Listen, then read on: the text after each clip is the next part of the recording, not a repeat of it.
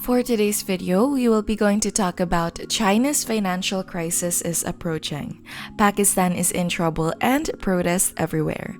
Let's get started. Pakistan's long history of problems. Pakistan is a relatively new country, despite being widely covered in the news. After ending their control over Southeast Asia, the British government established it in 1947. After gaining independence, Pakistan unexpectedly became the Asian country with the fastest growth, overthinking competitors like China and India. However, the expansion was short-lived in the 75 years of existence. There have been 29 prime ministers of Pakistan. However, none of them have served a full term. Pakistan's unfortunate history has included periods of political instability, which makes it challenging for the nation to make lasting progress. Foreign investments has always been the most crucial component of rapid growth for emerging countries. The success of foreign investment can be seen in Pakistan, right at the borders with China and India. Unfortunately, without political stability, it is difficult to attract this investment.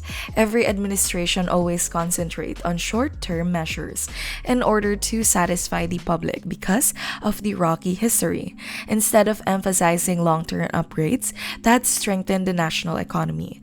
Tax cuts and subsidies are useful tools in the government's toolbox, but they can backfire if they are used to influence elections rather than manage the economy. Every government that has held office had worked to address the issues left behind by the one before it, but gradually altered course after realizing that they needed to maintain public support if they were to remain in power. The government balance sheet has been completely destroyed by ongoing tax cut and handouts, and the nation has a serious loan addiction. The results of all this has been inconsistent economic development. Pakistan has also earned the moniker, the sick man of Asia. China's power. This time, the story is the same, but also to understand the full extent of this economic mismanagement. Let's go back to 2021, when the previous administration was overthrown and the corruption of the prime minister was exposed. Imran Khan, the new party leader, fought on a platform of combating poverty and corruption and was able to win with relative ease.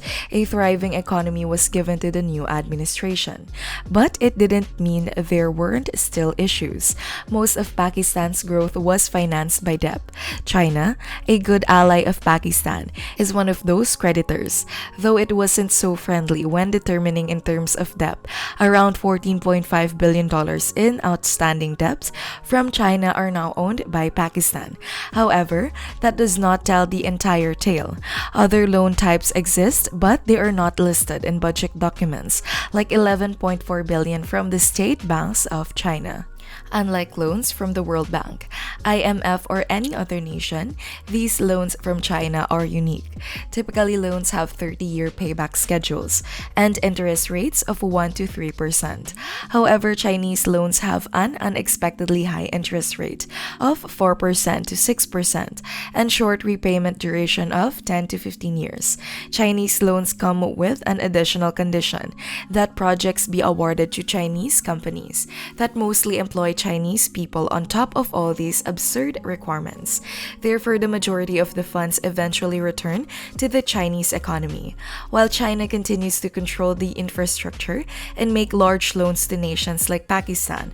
When the Belt and Road Project was first introduced by China, the main recipient of the money were meant to be Sri Lanka and Pakistan. But now that both of these nations are on the verge of bankruptcy, BRI loans were a major factor in their decline. Remember that the CCP essentially controls all initiatives funded by the Chinese people. That's because despite being in separate nations, Chinese corporations are running these services as a component of its infrastructural project. 12 power stations built by China and operated by Chinese firms are located in Pakistan. Pakistan struggled increasingly and was unable to repay its obligations to China. So, what steps steps does this China take in this dire situation? China made the decision to shut down all 12 power plants unless Pakistan paid a payment in advance rather than aiding a suffering ally. The residents already had to contend with frequent blackouts during extreme temperatures, so stopping these power plants is not likely to improve the situation. The IMF is willing to assist Pakistan in making up its late payments to China. But the IMF wants Pakistan to rewrite its China loan agreements in order to remove unfavorable provisions. Otherwise, any assistance from the IMF would only be a temporary fix. Of course, China is not solely to blame because the leaders in these nations also contributed significantly to the poor management of their fragile economies. Politicians play politics while citizens suffer. Pakistan is a developing country whose residents are largely satisfied by imports. Most of the energy was imported. Most medical supplies were imported. Even a sizable amount of the nation's food supply was imported.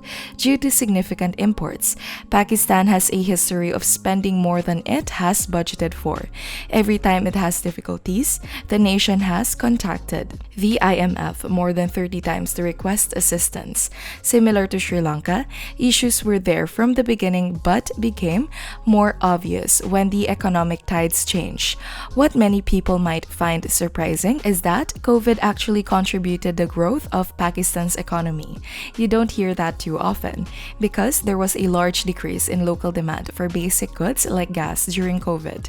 The government was able to temporarily stop borrowing money to meet the needs of its citizens.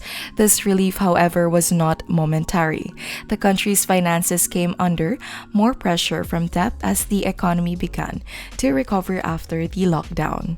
Oil prices skyrocketed as a result of the Russian invasion of Ukraine, placing intense pressure on Pakistan's food imports. All of that political unrest began to manifest itself at this point as the state of the economy deteriorated. Instead of guiding the economy in the correct direction, the government began to concentrate more on maintaining its hold on power. The administration began implementing short-term handful policies in an effort to gain political favor. Repeating history, Pakistan had among of the lowest oil costs in the world when gas prices increased globally. How? You may wonder if they actually did it. Alright, subsidies. Oil prices were restricted by the government, which was begun to use loans to support it. Pakistan was paying more than $600 million a month and only these subsidies. These subsidies, unfortunately for the politicians, weren't sufficient, and in April the administration was overthrown by a vote of no confidence in parliament. However, while experiencing an even worse economic period, the incoming administration is just confronting identical difficulties. The administration understood that preserving these subsidies would result in the country's bankruptcy, but that keeping them would not benefit them politically. Therefore, in response to the IMF's request, Pakistan lifted the gas price restriction and made the IMF rescue possible. And work on these issues is still ongoing. Khan, the former prime minister, has called for an entirely election in response to public fury over gas price increases. This is fueling the same political unrest that has already plunged Pakistan's economy. This one quote encapsulated Pakistan's rocky history. Politicians play politics while citizens suffer. The rupee of Pakistan is seen here. It is falling freely. More than 10% of its worth was lost in just 3 days. A severe issue for the government and its citizens is represented by this dip, which is more than just a cryptocurrency getting the start end of the stick. Being a country that relies heavily on imports creates another significant problem because you need to have affordable access to dollars because they are the world's reserve currency. Pakistan's foreign exchange holding are dwindling quickly. It decreased from around $20 billion at the beginning of this year to less than $10 billion in July. Only the next 2 months' worth of imports can be sustained with the reserves it has. Following that, the nation is in financial trouble, just like Sri Lanka. The government is requesting that people consume less tea in order to lower its import cost. Pakistan now imports tea for over $600 million. To conserve gasoline, officials are urging people to work from home, while local governments are reducing the usage of street lighting and public transportation. The government is presently anticipating a $2 billion bailout from the IMF in August, but political unrest in the nation and China's refusal to modify the terms of a previous loan is postponing more relief.